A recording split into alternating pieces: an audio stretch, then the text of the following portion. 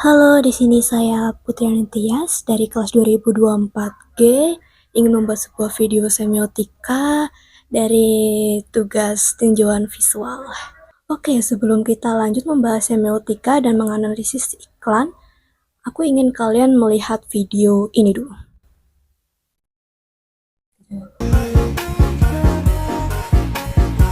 Baba Bowie.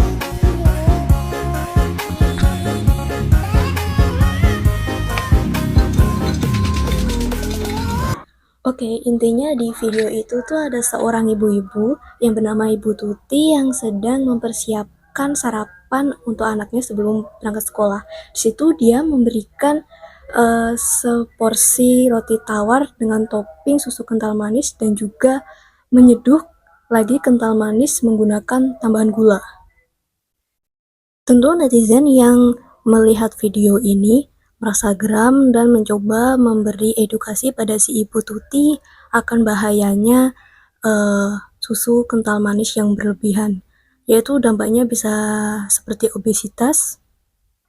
Dan ya, tanggapan beliau adalah, mungkin ini terjadi karena ibunya sendiri juga kemakan iklan. Biasanya iklan-iklan susu kental manis kan kayak menampilkan bahwa produk mereka itu sehat untuk sarapan. Jadi kenapa orang-orang zaman dahulu tuh bisa menganggap bahwa susu kental manis tuh minuman sehat? Kalau dipikir dari zaman sekarang kan itu kayak enggak kan udah kayak banyak yang teruji gitu kalau susu kental manis itu sebenarnya cuma banyak mengandung gula dan sebenarnya bukan susu malahan.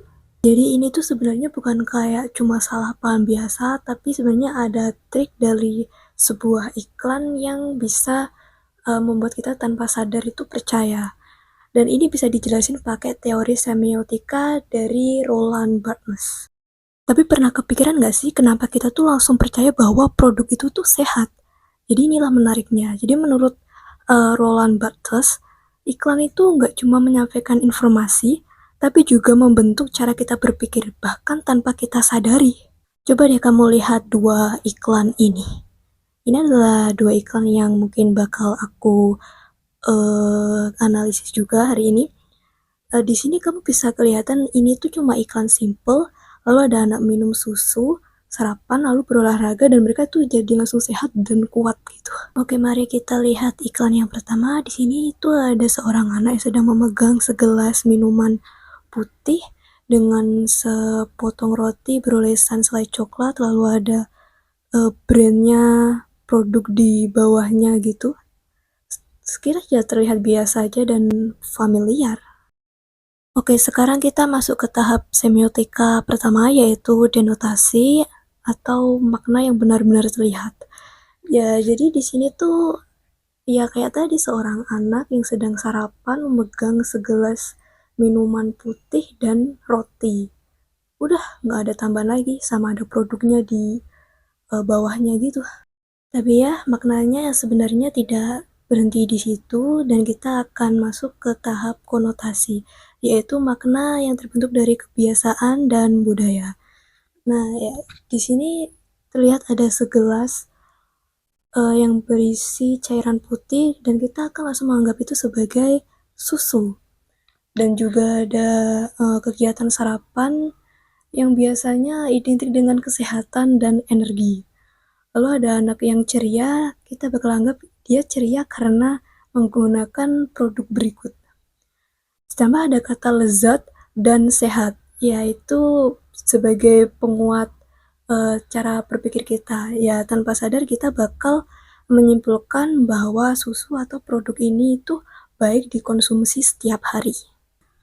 Oke, kita akan beralih ke iklan kedua.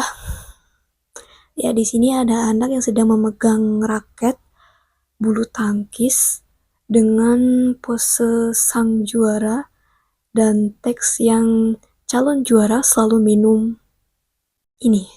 Jadi suasananya tuh lebih aktif, sporty, dan semangat.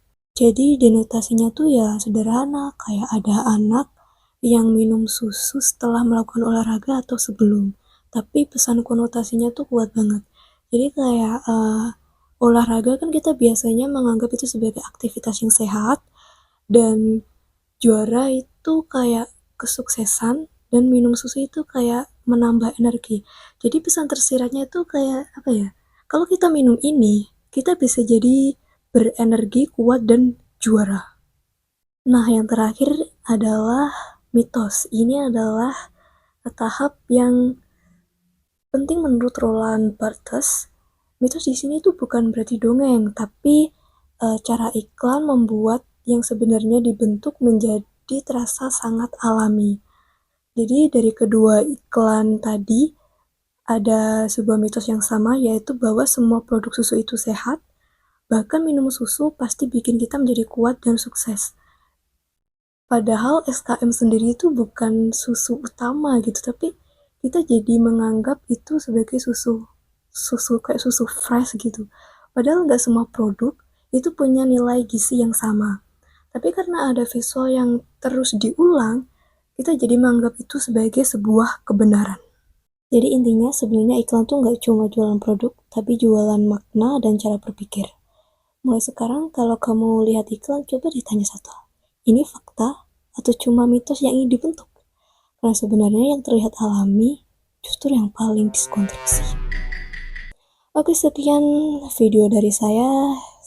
Itu semua yang ingin aku sampaikan. So, bye. Allah.